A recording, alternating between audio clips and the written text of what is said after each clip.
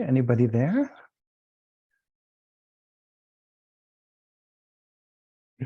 Thank you. Then let's start with some prayers. Oops.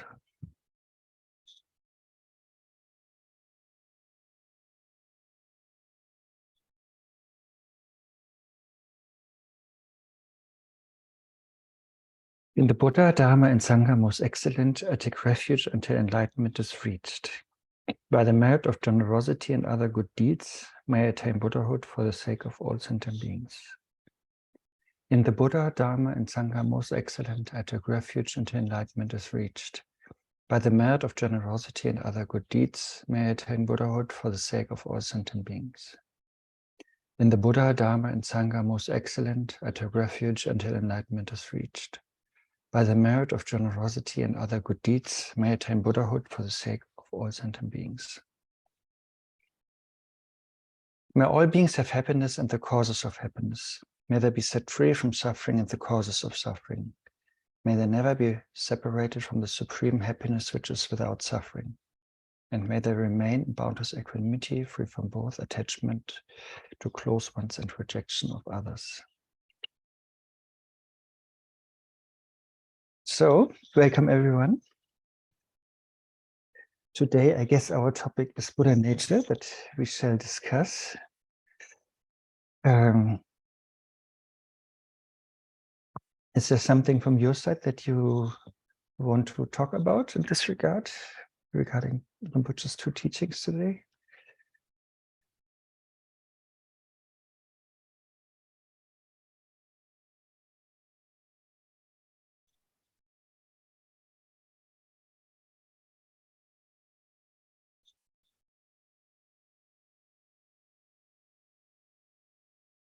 Not. So then what shall we do?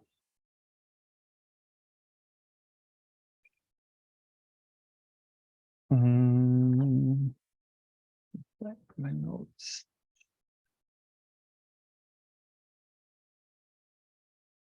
So I think he started right in the beginning of the Bodhisattva path.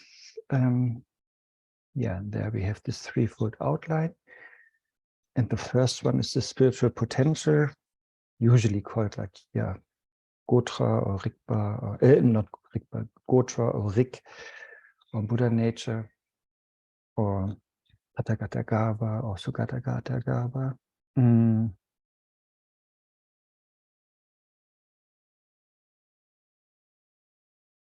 Yeah, and then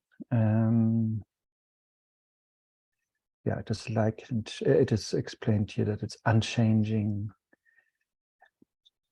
empty, and clear or lucid, like space.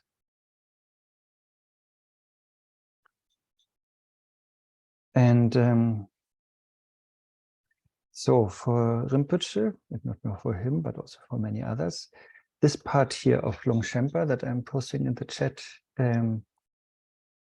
is important. So its nature is such that first, when it's associated with distortions, it is called spiritual potential or fundamental being or Buddha nature. And when it's free of distortion, it's called enlightenment, or the state of having gone to suchness or to bliss. Do we have a volunteer to talk a little bit about that?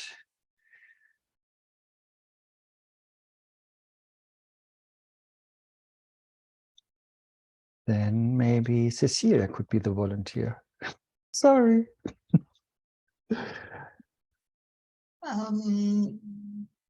In reference to what you just posted, correct? Yes, to these two aspects. So how did you understand them, or what do you, yeah, what did you find interesting or important about these? So basically, all sentient beings would have Buddha nature essence. It's just that while we have obscurations, it's a potential that is like hidden, and therefore, what is it? Yeah, so it's there, it's just hidden, and once we clear the obscurations, we fully have that experience, and that is when we are considered fully enlightened and therefore Buddha. Okay, so if you talk about me or yourself, what is the difference between you or me and the Buddha? So I think we have the potential. It's just that at this point in time, I think we are still on the path, or we are still learning. I still have obscurations. I still have a lot of confusion. But hopefully one day, we clear most of the confusion and get to the end goal. Okay. So would you say by nature, you and the Buddha are same, but the difference is only that you have obscurations and the Buddha doesn't?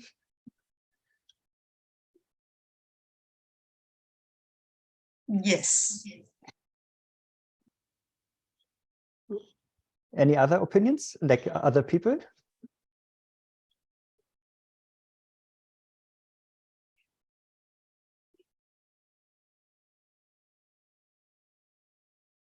Okay.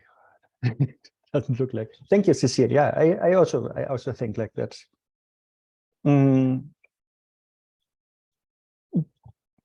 Okay, again, thank you. Yeah, and again, everybody. So, like, have you heard of the example of an old lady, like a beggar, and she owns a very tiny land where she lives on, and actually below the earth, so it's on her land, below the earth, there's a big treasure of gold. And but she doesn't know it. So therefore she lives in poverty. But actually, yeah, so but then actually she's super rich already, right? But still she's living in poverty because she doesn't know that there's a treasure below. But then, yeah, if somebody comes along and tells her, and she's digging the earth, then she can find the treasure and is super rich. Does that sound familiar, or does it sound like similar to this story, or what do you to what Cecilia said, or what do you think?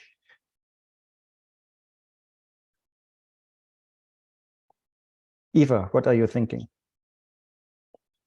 If you guys are not active from your own side, I will just mention names from now on.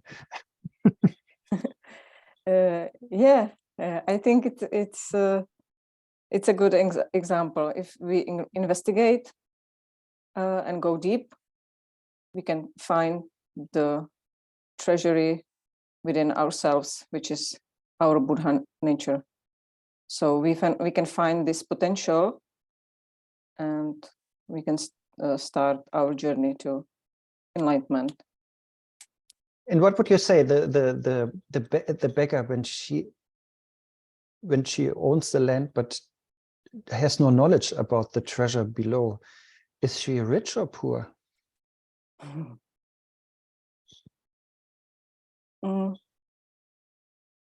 She's already rich, but she doesn't know it. She just have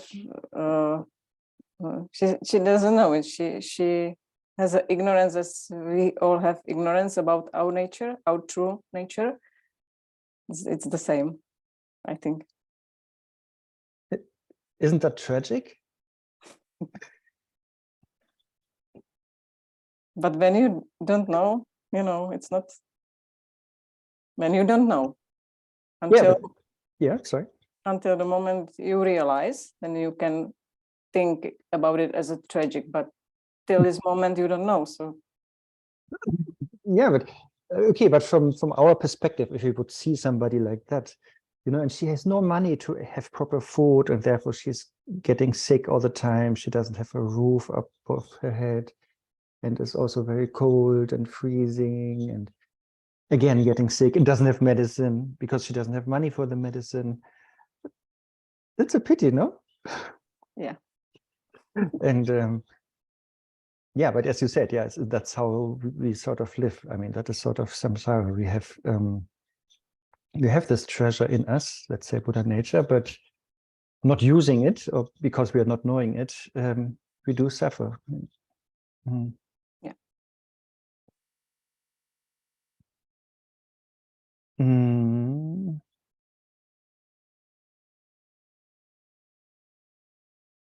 Okay. Bye bye, Yesha. She's already gone.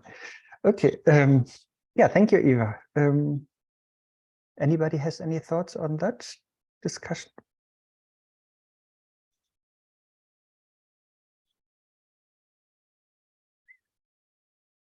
Okay, then let's go further with the text. So yeah, so basically, yeah, that is really important to remember what I posted in the chat. I mean, that is what Longchen Shedra said, you know, that, and Turko explained it. Yeah, we have these two possible states, you know, like of Buddha nature. Either it is sort of just the Buddha nature, or the spiritual potential, or the fundamental way of being, or however it is translated here. And this, yeah, as Cecilia said, we all have. So that is super good news. It's the opposite of original sin or something, what in Christianity maybe we think, you know, that we are inherently bad. But here we are saying, no, we are inherently sane or healthy. And but yeah, in the state of the treasure being covered, or in the state of this Buddha nature being obscured, yeah, we call it Buddha nature. But when it's uncovered, when the treasure is revealed, then yeah, then it's a state without cover, without obscurations, without earth, and then it's called, yeah, Buddhahood or enlightenment, whatever we want to call it. So these are like the two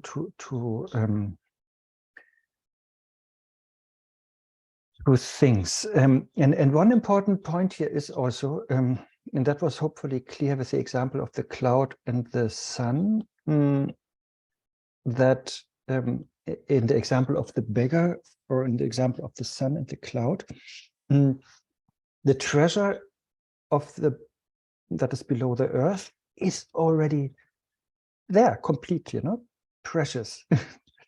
Maybe, you know, like it's like a wish fulfilling jewel, you know, like the treasure, because she can then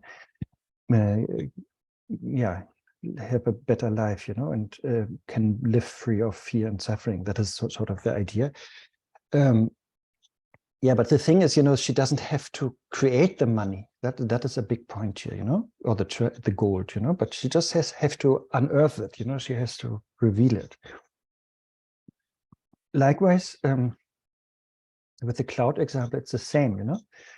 We only have to remove the clouds, but we don't have to create the sun. And that is a big point, you know, and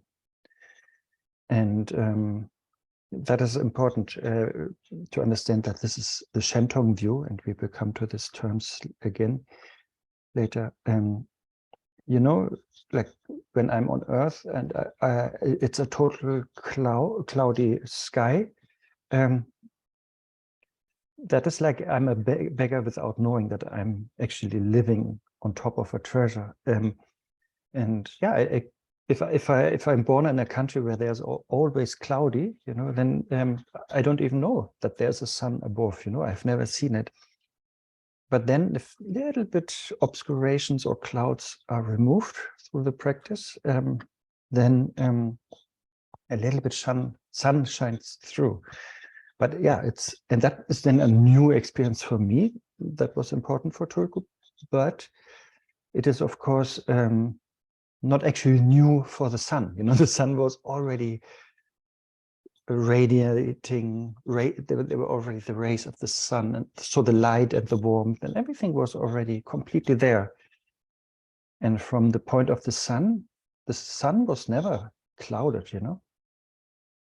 I mean, the clouds are here with me basically on Earth, you know, like, but if you ask the sun, you know, it was never clouded, it was just shining, you know, but it was from my perspective, you know, I had some clouds above me. And that was sort of why I didn't see the sun. But then, yeah, when there's a small breakthrough of the clouds, then the sun that was already there becomes visible. So that is important, you know, we are not, the beggar is not creating the gold, and we are not creating the sun. We are only removing what is standing between both of us.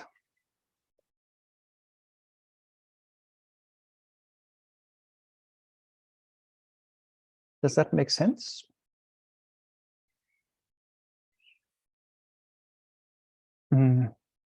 Okay, let's look more what is in the text.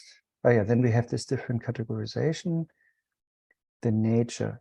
Yeah, and that is here. That is another important quote from the Uttara Tantra Shastra, which is here always called the highest continuum, which is the translation basically in English. I forgot what line.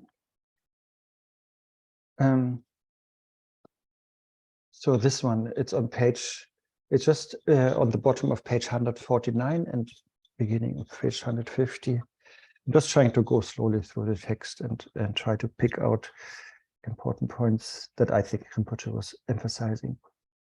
So here, this verse says, there's nothing whatsoever to remove from this, nor anything in the slightest to add. Look truly to what is true in itself. If what is true is seen, there is total freedom. By the way, this text, this quote is actually like exactly like that also in a text by Nagarjuna. And I never understood why this is not quoted, why he is not mentioned as the author, because Nagarjuna lived like 200 years before. But it's also like in many other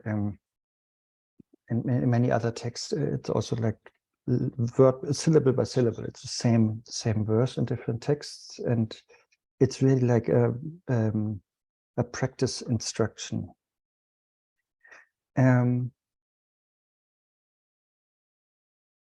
Would somebody like to explain this verse? What do you understand of it, or what did you understand of how Rinpoche or Longchen Shedra were explaining it?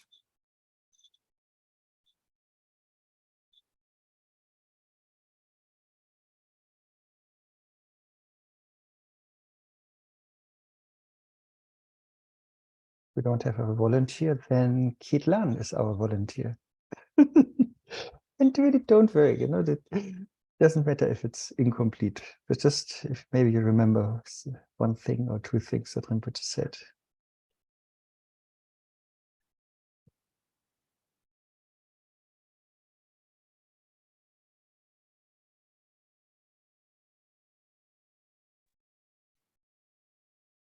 Thank you.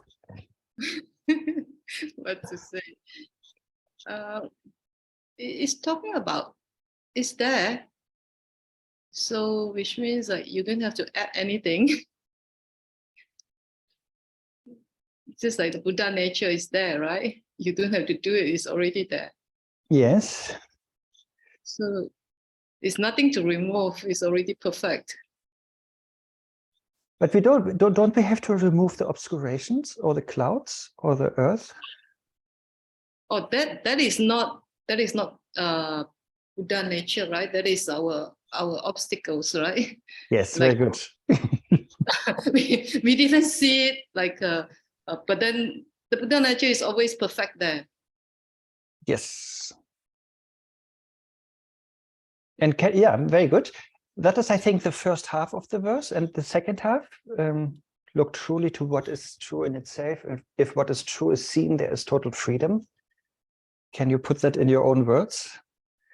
Once you realize it, then you will not cling. I mean, like it's sometimes like the emptiness, right?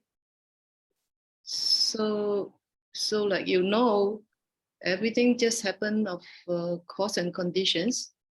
You don't, I mean, once you know that you're not going to affect but whatever happening, because it's just like illusions, illusion, you call it. So you're free because it doesn't affect you anymore. Yes. Yeah, basically, if you realize Buddha nature, then that is Buddhahood, that is freedom. Yes. Yes, thank you. Yes, exactly. So yeah, Buddha nature is perfect. I think that's what you said, you know. So Buddha nature itself doesn't have to be improved, you know. We don't have to add some qualities or anything. And also in Buddha nature itself, there is no negativity or obscuration that needs to be removed.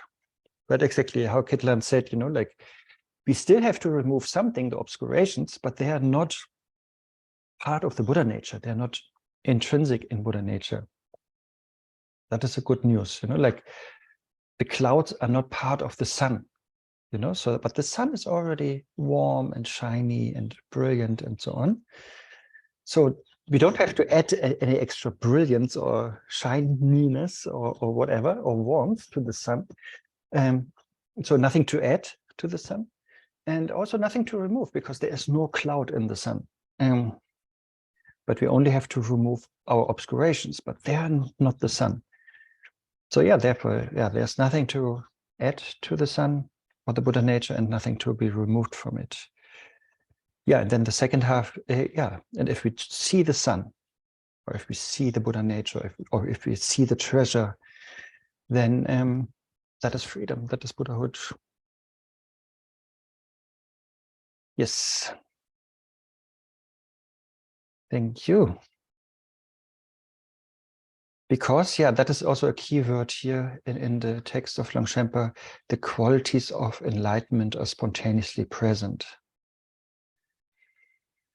And so it is not that these qualities never existed previously and are attained as something new. Yeah, so the sun, we don't have, as I said earlier, we don't have to create the sun, or we don't have to create the heat or the light of the sun. It is already there. Likewise with Buddha nature, all the wisdom, all the compassion, all the fearlessnesses, and whatever qualities we know about Buddha nature, they are already there. They are not newly attained.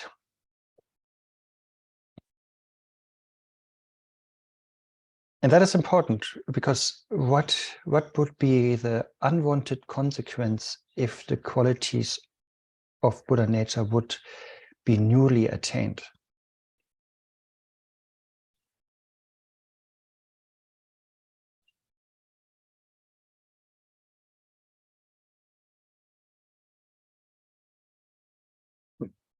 Karen, what do you think? What could be the problem if we would say we have to newly attain or produce the qualities of Buddha nature or of the sun?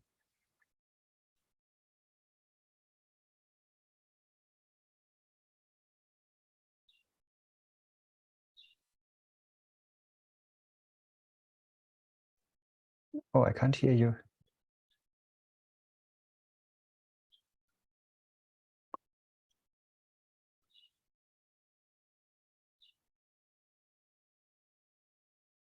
Again?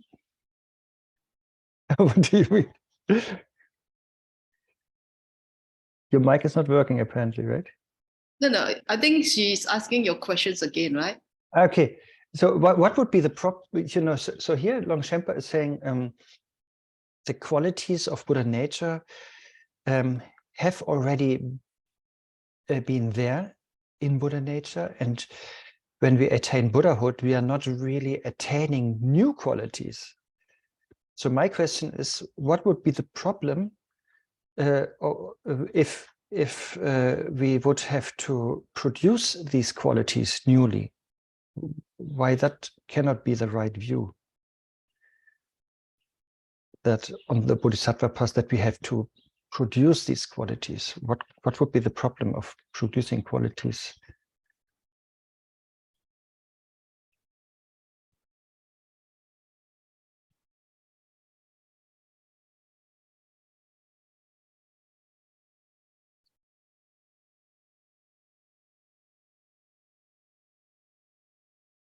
We can't hear you.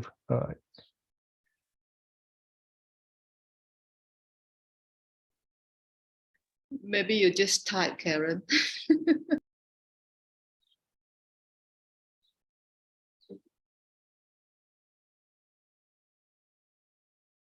And everybody else, please also think. And if somebody has an answer, please share. Okay, no problem, Karen. Okay, next would be for me, Jampalamo. Do you have an idea what would be the... Oh, Chongli Shim, you are... Yes. Actually, I was thinking of the analogy of this. When they light the candle, the darkness goes away. The darkness is always there, you see. So is this part of the, we say the original Buddha nature is like this. Darkness is always there, but when you light the candle, the darkness goes away. But as far as Buddha nature is concerned, the darkness represents this original Buddha nature. Is it correct? No, I think it's the other way around. Is it? The point is that darkness is never there. No, did he say that today? Wait, let me find it. No, but definitely, like the light always represents Buddha nature, and the darkness are our obscurations.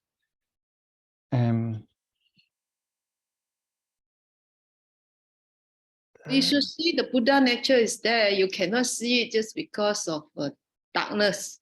But once you light it, you can see it. Yes. Just like in the room, you have whatever you have in your room. When it's dark, you cannot see. But when you light it, you can see. So which means it's already there.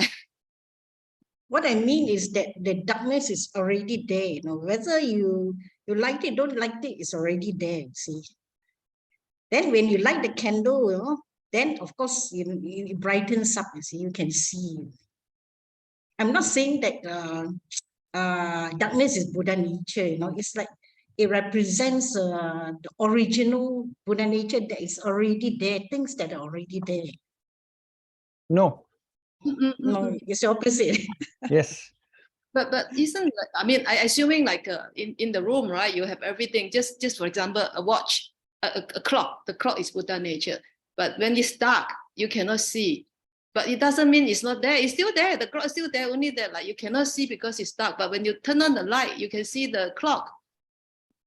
The argument is that when there is no light, there's always darkness. Like look at space. When there's no light, it's always there. The space is always like dark. You see. We are not talking because our dual nature, we always think that darkness is bad and something that's not good, you see. So we cannot associate that as Buddha nature. But the point is that I'm trying to say is that it already exists there, you see. It's only when you put in the light, then you can see, then you can differentiate between the darkness and the light. Because when we think of darkness, we associate with something that is negative, you see. Or dwell, what you call, our mind always take it this way.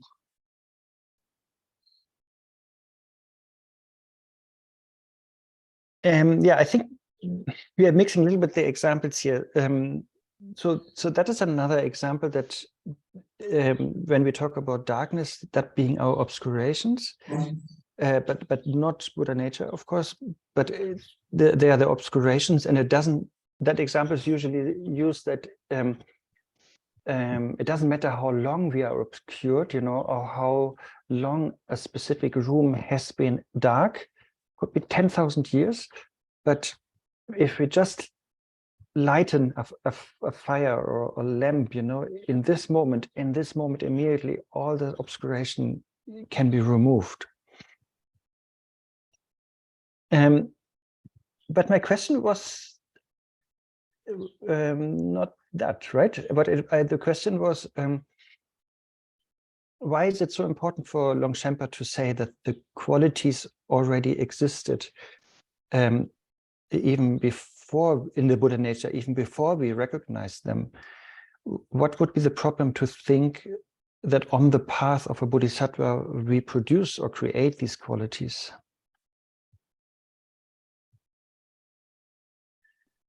Does it go back to those that we went through? I don't know, is it yesterday or the day before, on the refutation of that 4 logic, where we say, we refute to say something producing from itself, something producing from something else, and then from both, and then from neither. And what would be a problem there? We refuted all, and then we say that the things are, the nature is there, but inherently it's all emptiness. So going back to your question, what's the problem if we need to create or to learn qualities, you know? So that doesn't make sense if we have to learn something which is from somewhere else. I don't know. Yes. Yeah, I think it's going into that direction. I was really referring to a very general Buddhist idea, like when we look at the 4 seals or 4 axioms, or then the first one is whatever is compounded is impermanent. So if we would produce Buddha qualities, then they would be impermanent. That would be the problem. Then they would cease at some point, you know, once the causes and conditions are exhausted. So that would be a problem, because then Buddhahood would be an impermanent state, and then it's not really important to reach it, you know, if it's also just going away and not reliable. Chongli Shim, you have your hands up. Do you want to say something? Or is it still up? Oh, it was still up. Okay.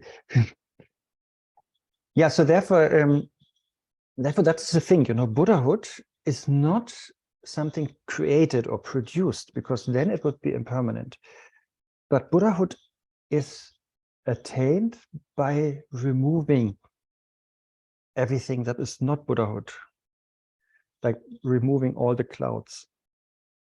So in the cloud example, the sun is seen or realized not because we create the sun, but because we are removing the clouds. So that is important. Otherwise, if we were to have create something like the sun or the Buddha qualities or the gold, then that will exhaust itself at some point. But here we're just, the only thing in the path what we have to do is remove obscurations. And we don't have to create Buddha nature. Or create the qualities of Buddha nature.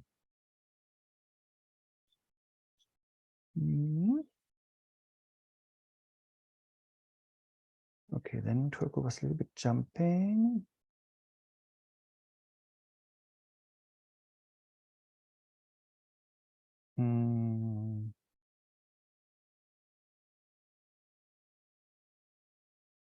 Yeah, and then there comes this important thing about emptiness and so on in regards to the mind, and then the Shentong Rangtong thing.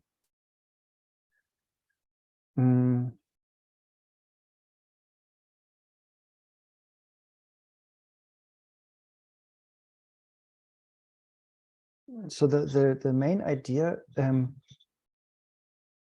of Shentong, right? I write that term in the Shentong, that is sort of the view, and Shen means other, and Tong means like empty. So we call it empty of other. And so that they have the view that Buddha nature is only empty of other. That means it's empty of obscurations. So the other are the obscurations, as Ketlan earlier said, you know, like the obscurations are niemals part of, sorry, that was German. The obscurations are never part of the Buddha nature. But the obscurations are always distant, you know, or different from the Buddha nature. So therefore they are other than Buddha nature. And the Buddha nature is empty of these other things, those obscurations. That is the view of Shentong. And so they say Buddha nature is empty of obscurations, but not empty of its qualities. That is sort of the core idea of Shentong. You know, like the sun and the cloud example is fitting very well here, you know. The sun itself, you know, is never clouded. There's never a cloud in the sun, you know. So the sun is empty of clouds. free from clouds, devoid of clouds. But the sun itself is not empty of its qualities. So the sun is never without its being warm and shiny. That is the Shentong view, and that is the perspective from which Rinpoche is teaching, and therefore also the perspective how I try to go through the text now.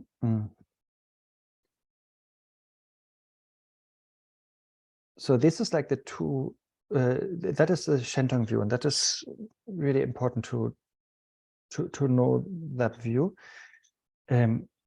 So and therefore, yeah, the practice is also like that. What I said earlier, we only have to remove the obscurations, and they are removable because they are not part of the Buddha nature itself. But we don't have to really produce the qualities because they are part of the Buddha nature already.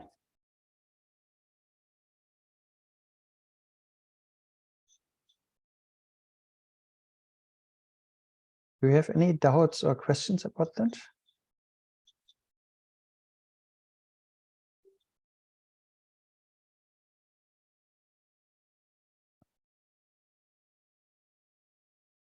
Don't be shy. You can always ask anything.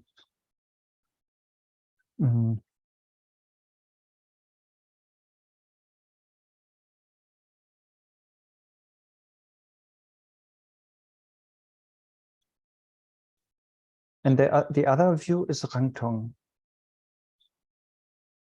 Rangtong, and Rang means self, and Tong means empty. So empty of self, that or empty itself. That means that is another view, mainly in the Gelug tradition or Sakya tradition, where they yeah, they have a different view. So they are talking more about the Buddha nature being empty, and the qualities they have to, they're only there as a potential, but we have to cultivate them or produce them. So that is more like their view. So therefore, practically, yeah, then you have to remove obscurations and also produce the qualities. That is sort of the practical implication of the Rangtong view.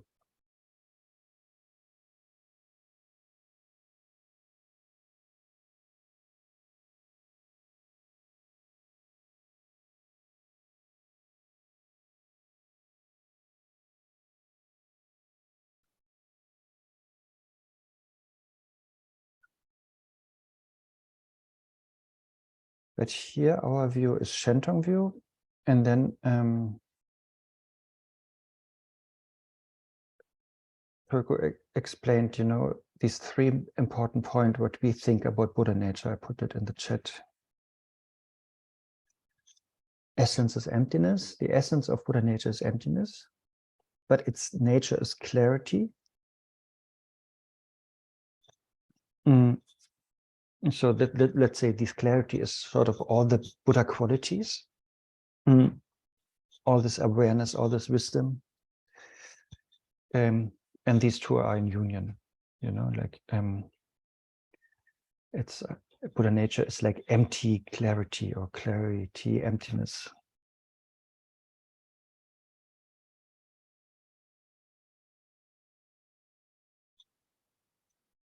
So, and therefore that is also avoiding nihilism and eternalism. Since it's empty, since Buddha nature is empty, Buddha nature is nothing eternal. And since the nature of Buddha nature is clarity, Buddha nature is nothing nihilistic.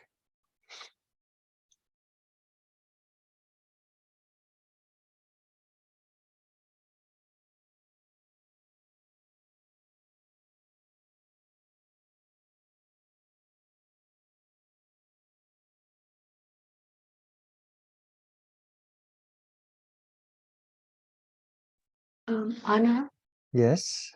can I check with you? Because when Rinpoche is talking about this part, I cannot figure out what what is the words he used. He was saying that Nyingma is type of Shandong.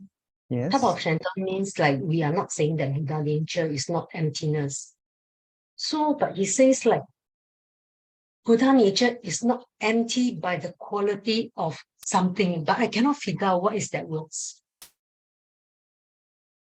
No, that is what I posted in the chat earlier, what Shentong is saying. So Shentong is saying Buddha nature is empty of obscurations. So they are not, the obscurations are not the true nature of Buddha nature. So therefore they can be removed. But sorry? I think it's empty by its quality, maybe. No, but it's not empty of its qualities. But he was saying that, like, Buddha nature is not empty by the quality of something. So, but I cannot figure out this something is what.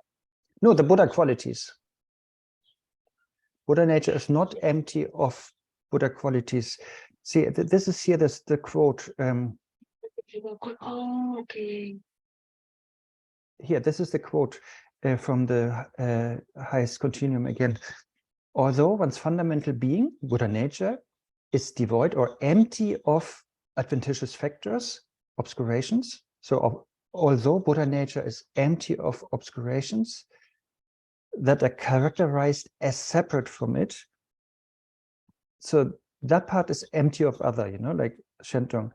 So one understands that the adventitious obscurations as being something separate from the Buddha nature, and the Buddha nature is actually free or empty of these. And then it says it is not devoid of unsurpassable factors. That means Buddha nature is not empty of Buddha qualities that are characterized as inseparable from it.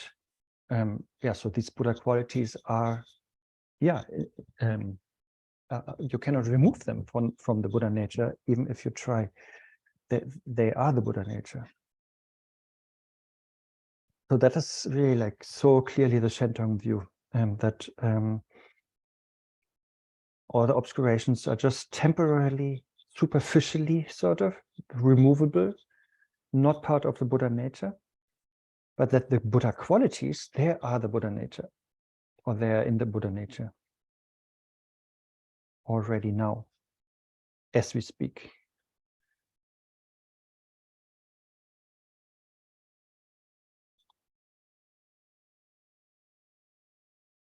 And yeah, this is a view that is shared by Nyingma, Kachu, and Jonang people, but not so much by Gelug or Sakya.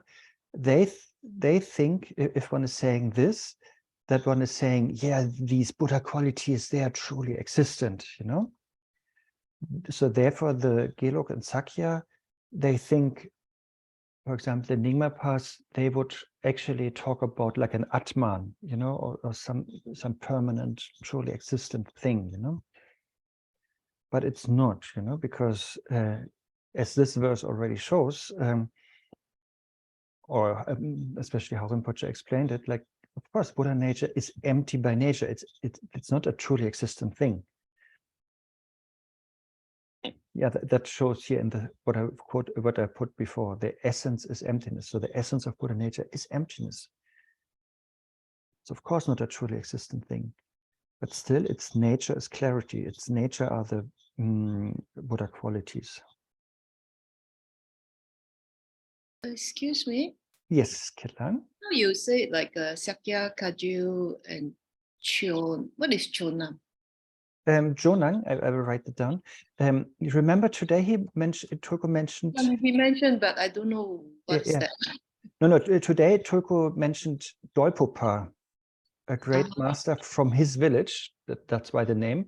And he's basically the main master of the Jonang tradition. It's another tradition like Kachu, Nyingma, Sakya, Gelug. There's also the Jonang tradition, and they are very famous in for Kalachakra Tantra. That is a big thing they talk about a lot. Kala Chakra Tantra. That is their emphasis, and they are very much focused on Buddha nature teachings.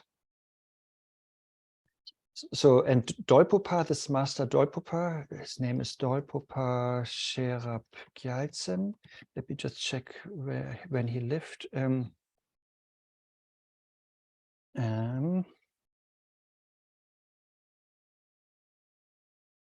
Oh yeah, 13th, 14th century. He was really like he was like the hardcore Shentong master, in the sense that he was really like so much emphasizing, you know, that we all have the Buddha qualities. Even me now in my confused state, you know, all the Buddha qualities are there. I don't have to produce any more wisdom, basically, or any more compassion or anything, or any more fearlessness or any more joy. Everything is there, but I don't have access to it at the moment. So I just have to remove obscurations. You know, that is the only thing. Just remove obscurations, defilements, ego-centeredness, and by that you reveal all these Buddha qualities that are in each of us, even in the person, like Rinpoche's example, like the worst criminal or the worst hell being, you know. You know what, Cecilia, in the very beginning we talked about, you know, like we all have the Buddha nature with all the qualities, and we only have to realize that, you know. So, and yeah, Dolpopa Sherab Gyaltsen, this master, who was very much like the main person of the Jonang tradition, or is the founder actually of the Jonang tradition. Yeah, he was really emphasizing that view. Jonang.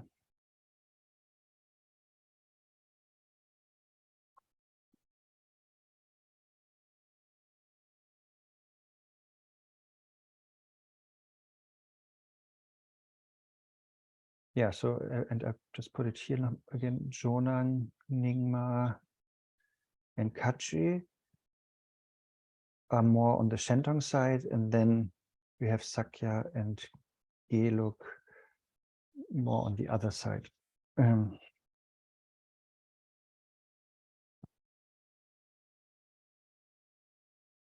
there's big debates, of course, on that, and I think Turko also indicated that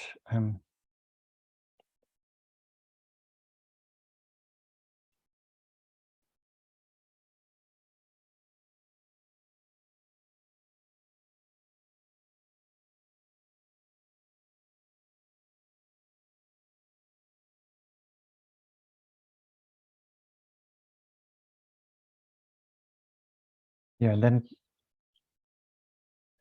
yeah, the main difference is the view and therefore the practice, you know, that Shentong Pas say you only have to remove the obscurations, and Rangtong is saying you have to remove the obscurations and cultivate the Buddha qualities. That is the main difference. And yeah, so it's a double job for Rangtong, but for Shentong it's only one job: remove the obscurations, and by that you will reveal all the qualities that are already your nature. That is quite a positive approach to life and the path. And that also shows, I mean, that also then makes sense, you know, if like Milarepa is saying, like, Buddhahood is possible every moment. That would be a lie, you know, if you would have to produce all the Buddha qualities, because that, of course, then takes time. But if you just have to remove obscurations, you know, that is possible in a moment, you know, like if you just have to, you know, if there's enough wind, then in one moment or two, all the clouds are removed and then the sun is perfectly there, you know. That is instantaneously possible. But from the Rangtong view, yeah, you have to sort of create the sun. And that would take time, you know, that you cannot do in a moment. You would have to create the Buddha qualities.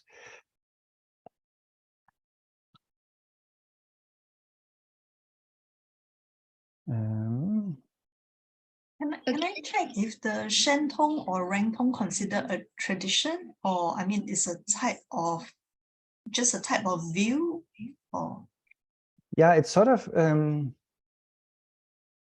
it's a view within the Madhyamika, basically Shentong or Rangtong.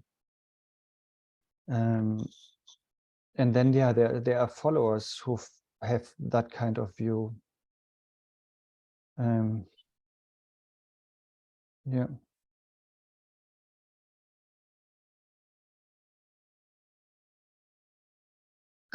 Just now you mentioned there are few groups, right? Who is having this view of Rangtong? Yes, Sakya and Gelug, like my Oh, last message. Thank you. But of course, that is also like a general grouping, you know. There could be Sakya masters who are very Shentong, you know, and there have been. And there could be also Kachi masters who are very Rangtong. There have been these, you know, but generally, that's how Turko explained it. Generally, it's like that Jonang, Nyingma, and Kachi are more on the Shentong side, and Sakya and Gelug more on the Rangtong side.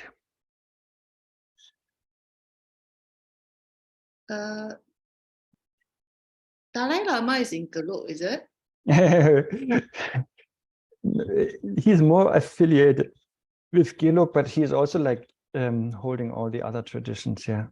Yeah, but correct. And therefore, yeah, it depends on which context. Really, like he gave Dzogchen teachings, and then he has to be Shentong, otherwise Dzogchen will not work. But he also, yeah, it depends really on the context, what he's teaching.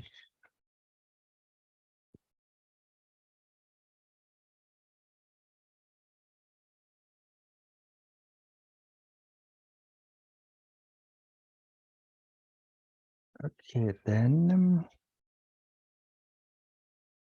what came next? Oh, yeah, it's still the sun and rays.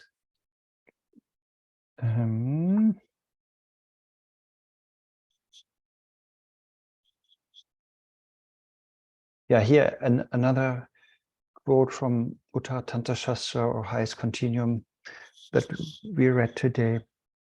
Because it is associated with adventitious faults, yet is innately imbued with the qualities of enlightenment, as it was before, so it is afterward, the unchanging nature of phenomena. That again, it's the same thing. Buddha nature always has the Buddha qualities. There is no change on that level. The only change is that we recognize it or not.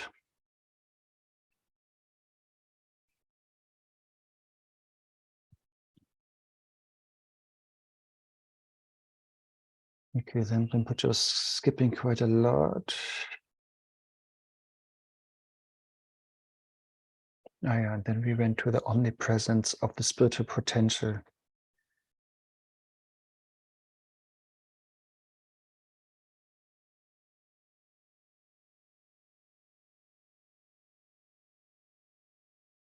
And there, that was page 155. There is this, again, from Uttara Tantra Shastra, this very famous quote, and Rinpoche said it's very important, but he didn't really go much into it. But this is sort of a logical argument. But yeah, if you read different commentaries, I think most of them, they say it's not really like a waterproof argument, but it doesn't matter. But it's still the truth. So here one wants to establish, and again, yeah, this is from Maitreya, Uttara Tantra Shastra, one wants to establish why everybody has the Buddha nature. And there are these three reasons. The first one is because the kaya of the perfect Buddha is pervasive. That means because the nature of our mind, of all our mind, is Dhammakaya, that is pervading all sentient beings. Because the state of suchness is indivisible is the second reason. You know, we always had that when we talk about ultimate truth or suchness or emptiness, you know, there are no divisions, you know, because it's a non-dual thing. That is also a definition of ultimate truth, right? It is free from any apprehender, apprehended, you know, or any dualism. And then, because all beings possess the spiritual potential that is like this Gotra that we talked about later. It is not really Buddha nature, but in that direction. So all beings can become a Buddha, and therefore the conclusion is therefore we are all endowed with Buddha nature. As I said, it's not like a perfect syllogism, but that's how it is described.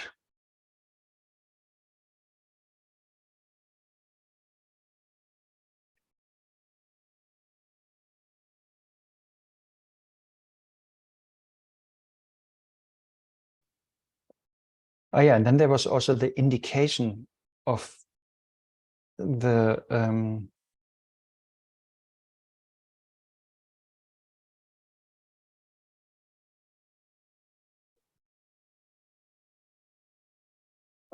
that we have the Buddha nature. That was here in this verse. I think it's also from Longchen Shedra.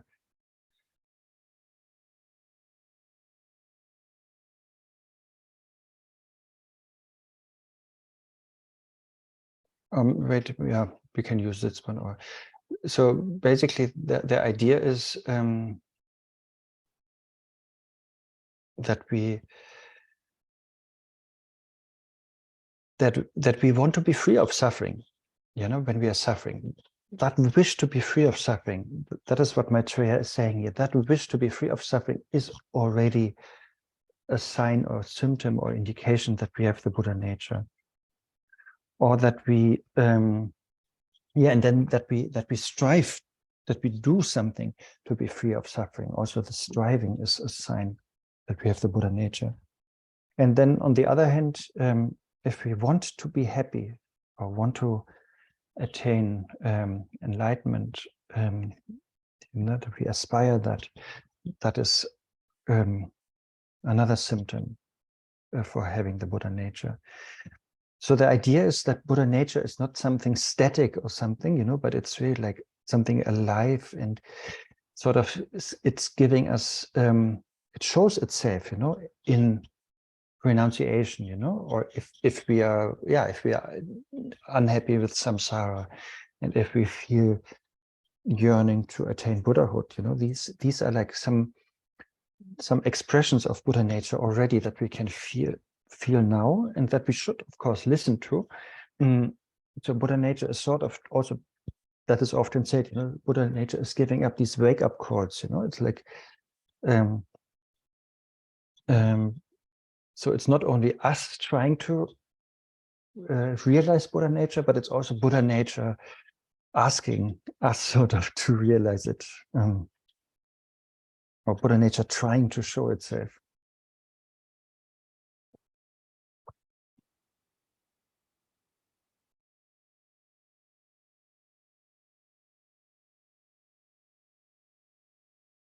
Yeah, and then there was a little bit of discussion, but the main thing is we all have Buddha nature, but then different traditions talk about different kind of potential, you know, some who have a lot of access already to Buddha nature, or some where Buddha nature sort of is not so activated yet. There are different views, but that was not that important.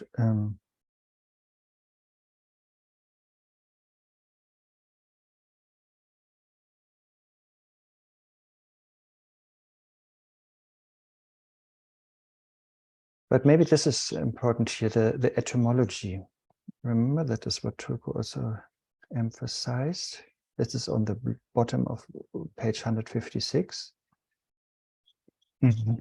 When we talk about this Buddha nature, or this potential that we have, in its Gotra in Sanskrit. So the word Gotra in Sanskrit language of India can be broken down into Go, which we can understand as guna and means qualities. And then tra, go tra, tra, which can be understood like Tara, like the deity, and means liberating or liberation. And then, yeah, so then Longchenpa is summarizing that this means the spiritual potential acts as a support for the qualities of enlightenment, and so brings liberation, leading one beyond samsara. Just want to check one thing. It takes a minute, sorry. Let's see.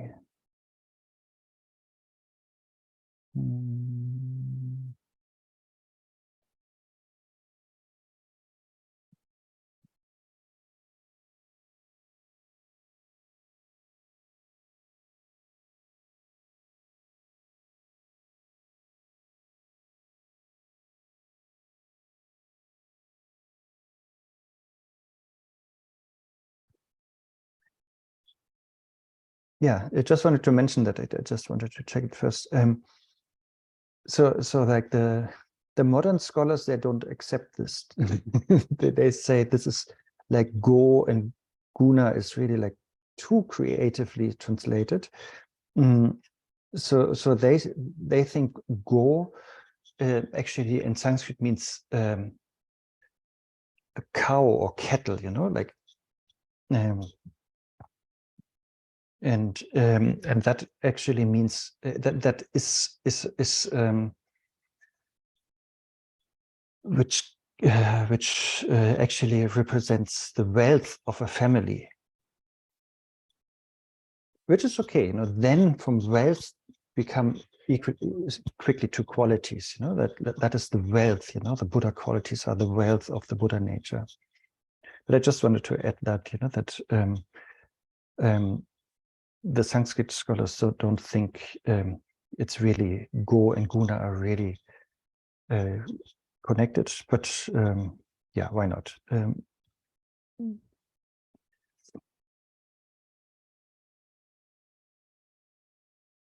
But I think Rinpoche would be happy if we memorized that, you know, like go referring to qualities and tra referring to liberation, and that this is possible because of, yeah, our spiritual potential.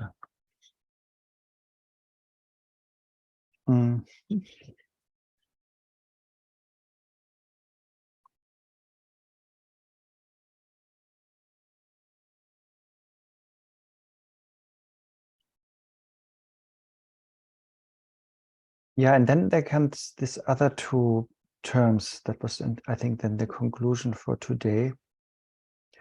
And yeah, I think I put these terms already in the chat at that time. But one is like the natural abiding. How is it called here?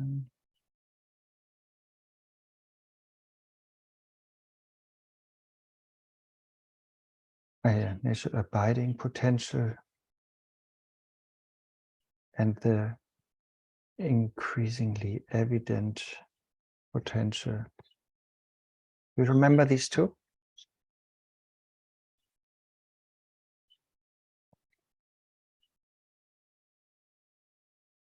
If somebody wants to explain it or comment on that, that would be lovely, but no pressure.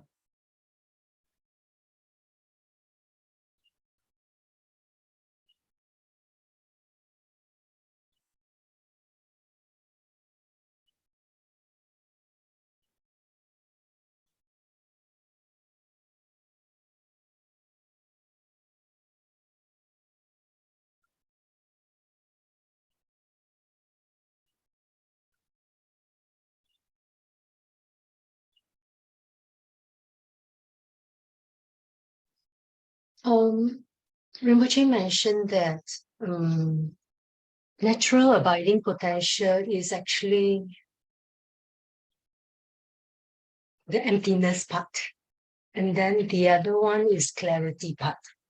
Yes, on the level of the ground, exactly. And that was important, yes. Yes. Sorry, I'll ask one more question. Yes, yes. Actually, Rupakaya is actually a combination of Sambhogakaya and Nimanakaya. Yes. Correct, huh? Sorry. What's that? No, I mean, is it a combination of the Sambhogakaya and the Nirmanakaya? Yes.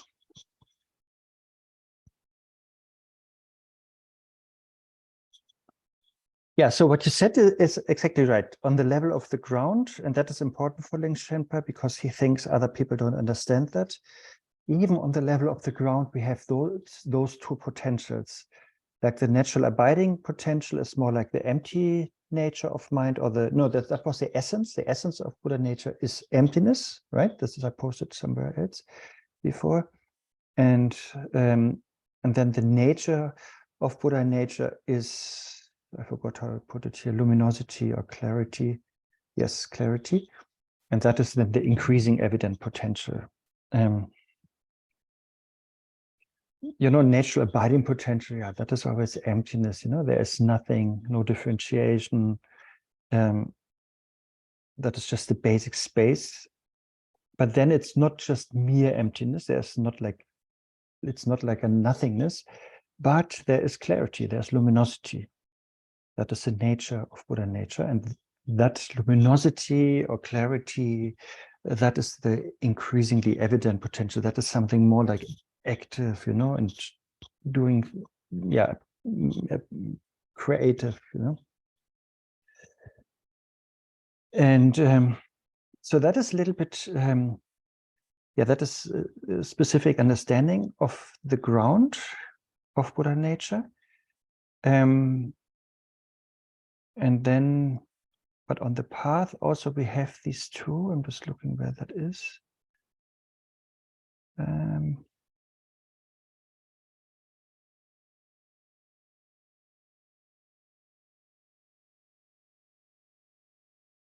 Where is that?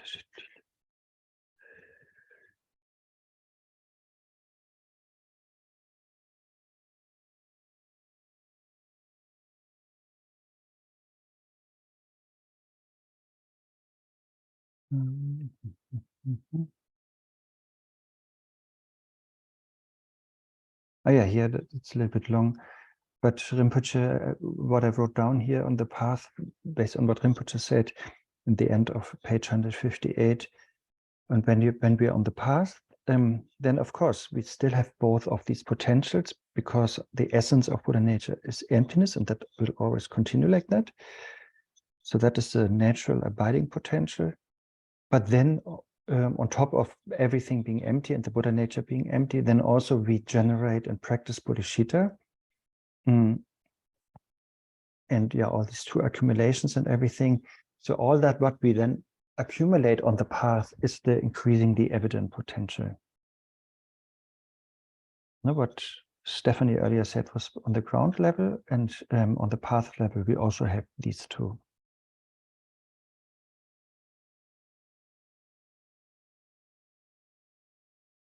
Yeah, I think we went through everything.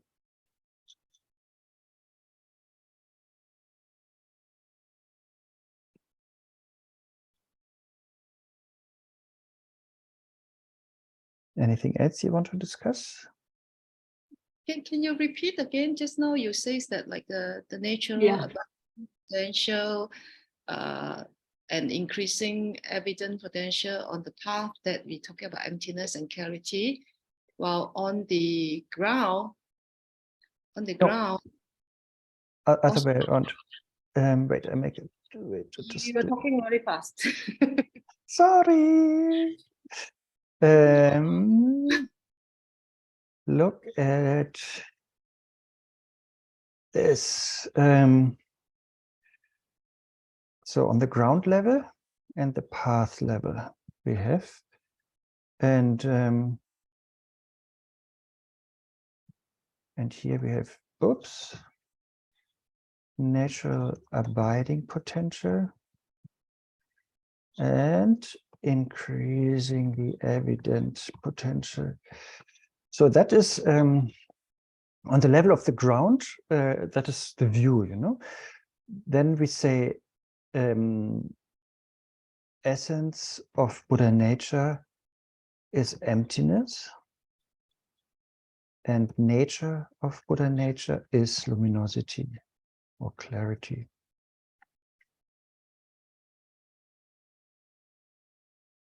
That is on the ground level. And on the path level, that doesn't change. Essence of Buddha nature is emptiness. But then on the path level, it really refers to cultivating bodhicitta, and practicing the two accumulations. That is sort of what we do on the path. And that is then meant with the increasingly evident potential.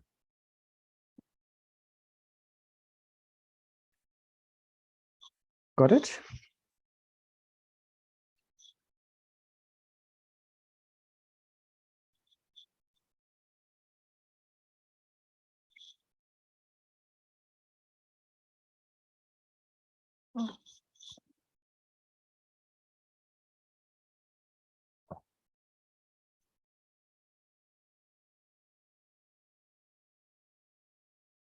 And then, I don't know, we didn't talk about the result yet, no? But yeah, we talked about it. Wait, and let's just add that too. So result, that must Result be, is a kaya, right? yes, Dhammakaya and Rupakaya.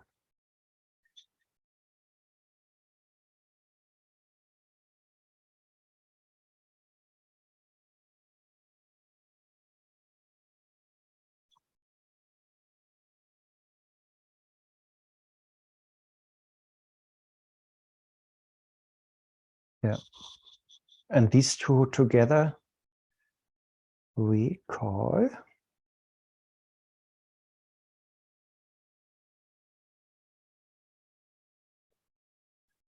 Buddhahood.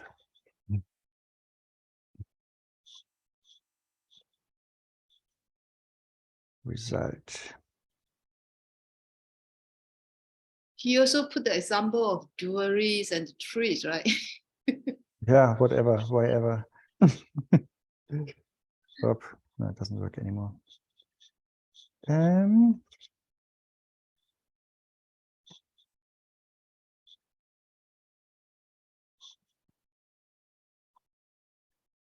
Yeah, so that is, I think, the idea. Mhm.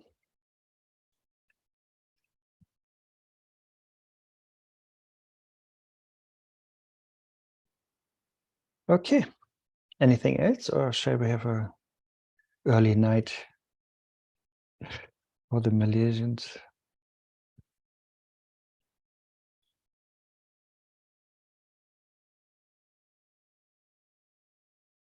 Okay. Is it today Yeah. the Tibetan Vesak Day? Sorry? Today is a special day, right? I read something. I don't know. Does anybody know? The other people who came to Berlin, they're not here today because they are doing a sightseeing tour with Amala. Oh, today is the start of Sakadushin. That's cool. Nice, thank you.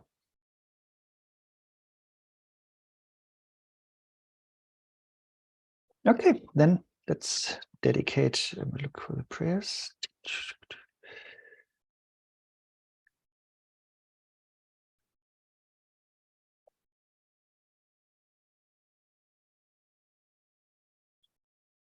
By this merit, may we all attain omniscience.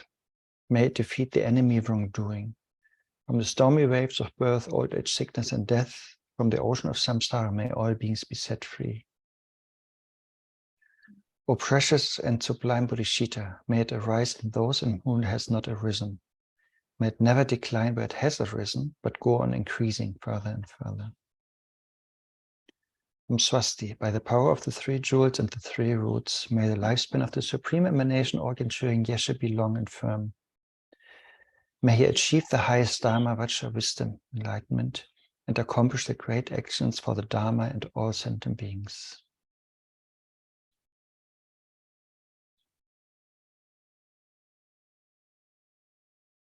Okay. Then tomorrow is already the last day. Mon Dieu. Thank you for joining and Thank you. see you then. Bye-bye. Thank you. Bye. Good Thank night. you, Agnes. I cannot join. Oh. Bye-bye.